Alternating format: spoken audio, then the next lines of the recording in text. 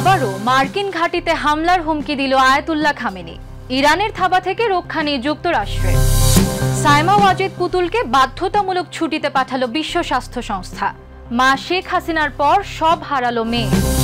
পরমাণু আলোচনায় বসতে শর্ত দিল ইরান, যুক্তরাষ্ট্রকে করতে হবে লিখিত চুক্তি। গাজায় বোমা বিস্ফোরণে অন্যকে মারতে গিয়ে নিজেই মরল ইসরায়েলি সেনা।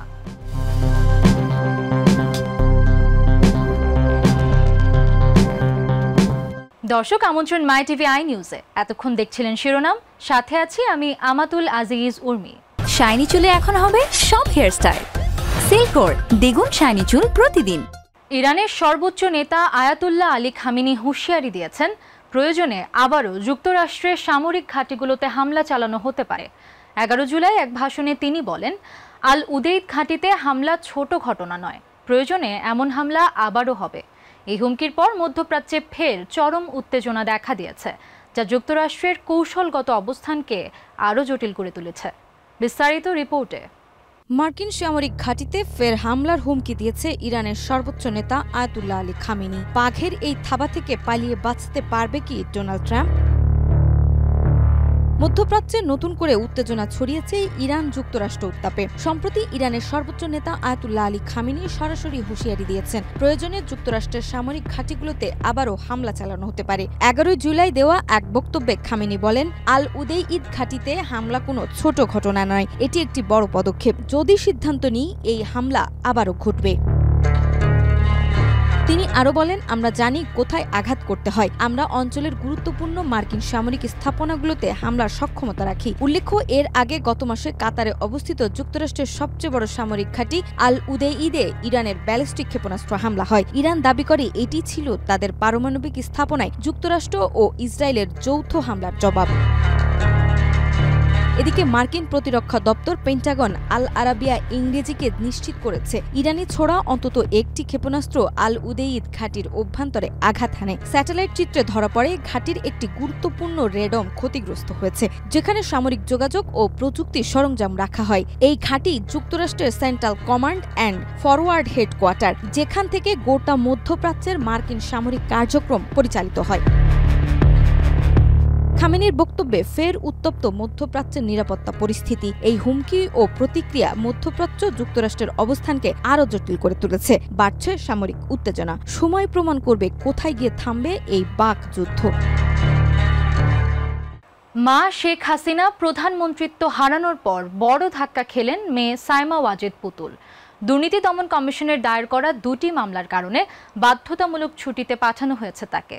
বিশ্ব স্বাস্থ্য সংস্থা হুর দক্ষিণ পূর্ব এশিয়া অঞ্চলের আঞ্চলিক পরিচালক ছিলেন পুতুল। 11 জুলাই বিশ্ব স্বাস্থ্য সংস্থার মহাপরিচালক এক ইমেইলে জানান, সাইমাকে ছুটিতে পাঠানো হয়েছে এবং তার স্থলাভিষিক্ত হবেন ডক্টর ক্যাথরিন বোহেম। বিস্তারিত জানব রিপোর্টে। মা শেখ হাসিনার প্রধানমন্ত্রিত্ব হারানোর পর একে একে সব হারাতে বসেছে মেয়ে সাইমা ওয়াজেদ পুতুল। এরই ধারাবাহিকতায় দুদকের মামলায় WHO এর শীর্ষ পদ থেকেও সরে দাঁড়াতে হল সাইমা ওয়াজেদ পুতুলকে। বিশ্ব স্বাস্থ্য সংস্থা WHOর দক্ষিণ পূর্ব এশিয়া অঞ্চলের আঞ্চলিক পরিচালক হিসেবে দায়িত্ব পালন করছিলেন সাইমা ওয়াজেদ পুতুল। তবে দুদকের দায়ের করা 2টি মামলার কারণে তিনি বিতর্কের মুখে পড়েন। জালিয়াতি, প্রতারণা এবং ক্ষমতার অপব্যবহারের অভিযোগে দায়ের করা মামলাগুলোকে কেন্দ্র করে তার দায়িত্ব পালন নিয়ে আন্তর্জাতিক অঙ্গনেও প্রশ্ন ওঠে। বিশ্ব স্বাস্থ্য সংস্থার মহাপরিচালক ডক্টর টেদ্রোস আধানম ঘেব্রেয়েসাস 11 জানুয়ারি এক অভ্যন্তরীণ ইমেইলের মাধ্যমে জানান, সাইমা ওয়াজেদ পুতুলকে অনির্দিষ্টকালের জন্য বাধ্যতামূলক ছুটিতে পাঠানো হয়েছে। তার স্থলাভিষিক্ত হিসেবে দায়িত্ব পালন করবেন WHOর সহকারী মহাপরিচালক ডক্টর ক্যাথরিন বোহেম। স্বাস্থ্য বিষয়ক আন্তর্জাতিক সংবাদ মাধ্যম হেলথ পলিসি ওয়াচ জানায়, 2025 সালের মার্চ মাসে বাংলাদেশের দুর্নীতি দমন কমিশন পুতুলের বিরুদ্ধে 2টি মামলা করে। সেখানে অভিযোগ করা হয় যে তিনি সরকারি ক্ষমতার অপব্যবহার করে জালিয়াতির মাধ্যমে সুবিধা নিয়েছেন এবং প্রতারণার আশ্রয় নিয়েছেন। এসব অভিযোগ বিশ্ব স্বাস্থ্য সংস্থাকে এই কঠোর পদক্ষেপ নিতে বাধ্য করে। প্রসঙ্গত 2024 সালের জানুয়ারিতে দক্ষিণ পূর্ব এশিয়া অঞ্চলের আঞ্চলিক পরিচালক হিসেবে WHO-তে যোগ দেন পুতুল। তবে শুরু থেকেই তার নিয়োগকে কেন্দ্র করে বিতর্কের সৃষ্টি হয়। অনেকেরই অভিযোগ ছিল তৎকালীন প্রধানমন্ত্রী শেখ হাসিনার রাজনৈতিক ও কূটনৈতিক প্রভাব খাটিয়ে তাকে এই আন্তর্জাতিক পদে বসানো হয়েছে। অবশেষে দুর্নীতির অভিযোগ সেই বিতর্ককে বাস্তবে রূপ দিল। বিশ্ব স্বাস্থ্য সংস্থার মতো আন্তর্জাতিক সংস্থাও দুর্নীতির বিরুদ্ধে জিরো টলারেন্স নীতিতে অটল থাকায় বার্তা দিল পুতুলকে ছুটি পাঠিয়ে। নাজমা, মাই টিভি। ইরান পরমাণু আলোচনায় ফিরতে যুক্তরাষ্ট্রকে সামরিক আগ্রাসন থেকে বিরত থাকার নিশ্চয়তা দিতে বলেছে। পররাষ্ট্রমন্ত্রী আব্বাস আরাগচি জানিয়েছেন, মার্কিন হামলা ও পশ্চিমা নীরবতা কূটনীতির পথে বাধা সৃষ্টি করছে। তিনি জানান, ইরান শান্তিপূর্ণ কর্মসূচি চালাচ্ছে এবং পরমাণু অস্ত্র চায় না। এনপিটি চুক্তি থেকেও বের হওয়ার কোনো পরিকল্পনা নেই। বিস্তারিত রিপোর্টে। এবার পরমাণু আলোচনায় ফিরতে যুক্তরাষ্ট্রকে শর্ত দিল ইরান। যুক্তরাষ্ট্রের সঙ্গে পরমাণু আলোচনা পুনরায় শুরু করতে একগুচ্ছ শর্ত উপস্থাপন করেছে ইরান। দেশটির পররাষ্ট্রমন্ত্রী আব্বাস আরাগচি জানিয়েছেন, আলোচনা শুরু করার আগে যুক্তরাষ্ট্রকে অবশ্যই সামরিক আগ্রাসন থেকে বিরত থাকার লিখিত নিশ্চয়তা দিতে হবে। ফরাসি দৈনিক লে মদে দেয়া এক সাক্ষাৎকারে তিনি বলেন, ইরানের শান্তিপূর্ণ পারমাণবিক কার্যক্রমে বারবার মার্কিন হস্তক্ষেপ কূটনৈতিক প্রচেষ্টা বাধাগ্রস্ত করছে। তাই আমেরিকাকে দায়িত্বশীল আচরণ ও আচরণগত পরিবর্তনের প্রতিশ্রুতি দিতে হবে। আরাগচি আরও জানান, ইরান সবসময় আলোচনায় আগ্রহী ছিল এবং এখনও বন্ধুপ্রতিম দেশগুলোর মধ্যস্থতায় গোপন যোগাযোগ চালিয়ে যাচ্ছে। তবে কূটনৈতিক সম্পর্ক কখনো একতরফা হতে পারে না বলেও মন্তব্য করেন তিনি। ইরানের পারমাণবিক স্থাপনাগুলোর উপর মার্কিন হামলায় যেসব ক্ষয়ক্ষতি হয়েছে তা নিরূপণের পর ক্ষতিপূরণ দাবি করার অধিকার তেহরান সংরক্ষণ করেও বলে জানান তিনি স্পষ্ট করে বলেন, ইরানের পারমাণবিক প্রকল্প আন্তর্জাতিক সংস্থা IAEA এর পর্যবেক্ষণে পরিচালিত হচ্ছে এবং এ পর্যন্ত কোনো সামরিক তৎপরতার প্রমাণ মেলেনি। তিনি ইউরোপীয় 3 দেশের হুমকির প্রতিক্রিয়ায় বলেন, নিষেধাজ্ঞা আরোপের মতো সিদ্ধান্ত কূটনীতির পথ রুদ্ধ করবে এবং একে ইরানের সামরিক হুমকির শামিল বলেই বিবেচনা করবে। এছাড়া ইরান পরমাণু অস্ত্রের বিপক্ষে অবস্থান বজায় রেখেছে এবং এনপিটি চুক্তি থেকে সরে যাওয়ার কোনো পরিকল্পনা তাদের নেই বলে পুনর্ব্যক্ত করেন তিনি। কবির চৌধুরী, জয়, মাই টিভি। গাজার খান ইউনিসে বিস্ফোরণে এক ইসরায়েলি সেনা নিহত হয়েছেন, আহত হয়েছেন আরও কয়েকজন। গোলাগুলির পর হেলিকপ্টারে আহতদের সরানো হয়। এই ঘটনার পর মধ্যপ্রাচ্যে উত্তেজনা আরও বেড়েছে। তবে হামাস শান্তি আলোচনায় আগ্রহী এবং 1-2 সপ্তাহের মধ্যে যুদ্ধবিরতি ও বন্দি বিনিময়ের সম্ভাবনা রয়েছে। বিস্তারিত রিপোর্টে। গাজা উপত্যকার খান ইউনিস শহরে ভয়াবহ এক বিস্ফোরণে ধসে পড়া ভবনের নিচে চাপা পড়ে এক ইসরায়েলি সেনা প্রাণ হারিয়েছেন এবং আহত হয়েছেন আরও কয়েকজন। এ ঘটনায় মনে হচ্ছে মারতে গিয়ে ইসরায়েলি সেনা নিজেই মরল। অন্যদিকে গুরুতর আহত অবস্থায় রয়েছেন আহতদের মধ্যে এক নারী প্যারামেডিক। শাফাক নিউজ ও ইসরায়েলি বিভিন্ন গণমাধ্যম সূত্রে জানা যায়, বিস্ফোরণের পরপরই ওই এলাকায় তীব্র গুলি বিনিময় শুরু হয়, যেখানে ইসরায়েলি বাহিনী সরাসরি হামলার মুখে পড়ে। ঘটনাস্থলে হেলিকপ্টার নামিয়ে আহতদের সরিয়ে নেওয়া হয়। চলমান যুদ্ধের মধ্যে এই হামলা নতুন করে উত্তেজনা বাড়িয়ে দিয়েছে।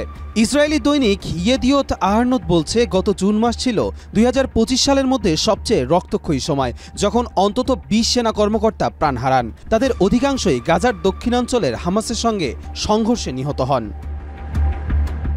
এদিকে ইয়েমেন থেকে ছোড়া একটি ক্ষেপণাস্ত্র শনাক্ত করেছে ইসরায়েল, তবে সেটি কোথায় আঘাত এনেছে তা স্পষ্ট নয়। তীব্র সংঘর্ষের মধ্যে কূটনৈতিক আলোচনার গতি বেড়েছে। হামাস জানিয়েছে তারা দোহায় শান্তি আলোচনার প্রতি সমর্থন দিচ্ছে। ইসরায়েলি সূত্রগুলো বলছে, আগামী 1-2 সপ্তাহের মধ্যেই যুদ্ধবিরতি ও বন্দি বিনিময় চুক্তি হতে পারে। তবে ইসরায়েলের জাতীয় নিরাপত্তা মন্ত্রী বেন গভির যুদ্ধচেষ্টা ত্যাগ করে আরও কঠোর পদক্ষেপের আহ্বান জানিয়েছেন, যদিও পররাষ্ট্রমন্ত্রী গিডিয়ন সারও রাজনৈতিক সমঝোতার পক্ষে অবস্থান নিয়েছেন। কবির চৌধুরী, জয়, মাই টিভি।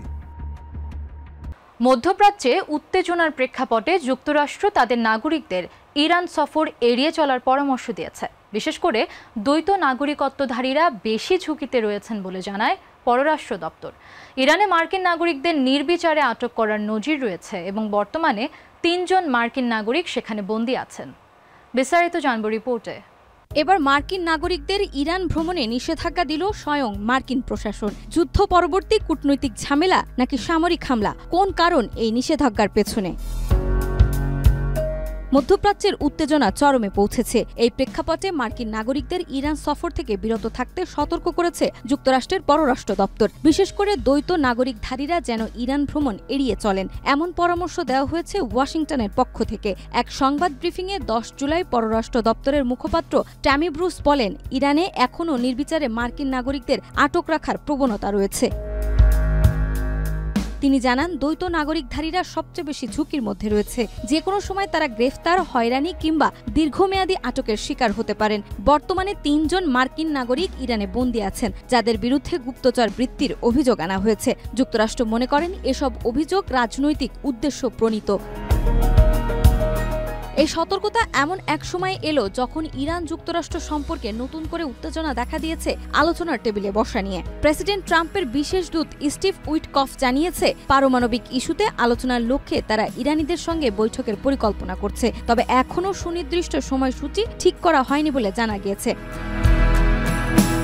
অন্যদিকে আলোচনার ব্যাপারে ইরান কিছুটা কঠোর অবস্থা নিয়েছে। দেশটির পররাষ্ট্র মন্ত্রণালয়ের মুখপাত্র ইসমাইল বাকাই বলেন, আলোচনার জন্য কোনো উদ্যোগ ইরান নেয়নি। তার ভাষায় আলোচনার পূর্ব শর্ত হচ্ছে পারস্পরিক সম্মান এবং যুক্তরাষ্ট্র কর্তৃক আরোপিত সব ধরনের নিষেধাজ্ঞা প্রত্যাহার।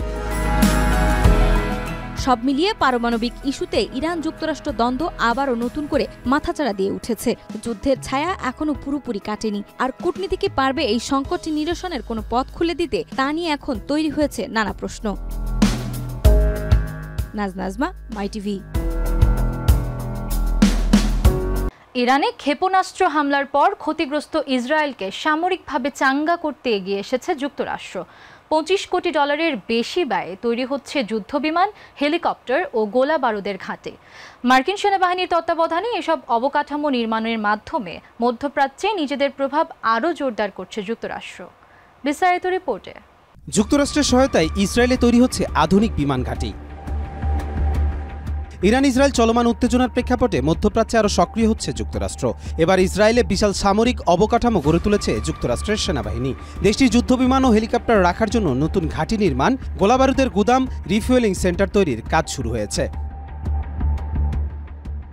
ইসরায়েলি সংবাদ মাধ্যম হারেৎসের বরাত দিয়ে জানা গেছে, এই প্রকল্পের বর্তমান বাজেট প্রায় $25 কোটি হলেও আগামীতে ব্যয় $100 কোটি ছাড়িয়ে যেতে পারে। মূলত মার্কিন সেনাবাহিনীর ইঞ্জিনিয়ারিং কোর পুরো কাজটি তত্ত্বাবধান করছে। তারা স্থানীয় আন্তর্জাতিক ঠিকাদারদের মাধ্যমে একাধিক ঘাঁটিতে নির্মাণ কাজ চালিয়ে যাচ্ছে। প্রকল্পের আওতায় hangar, maintenance unit, storage space ও গোলাবারুদের জন্য সুরক্ষিত জায়গা নির্মাণ করা হচ্ছে।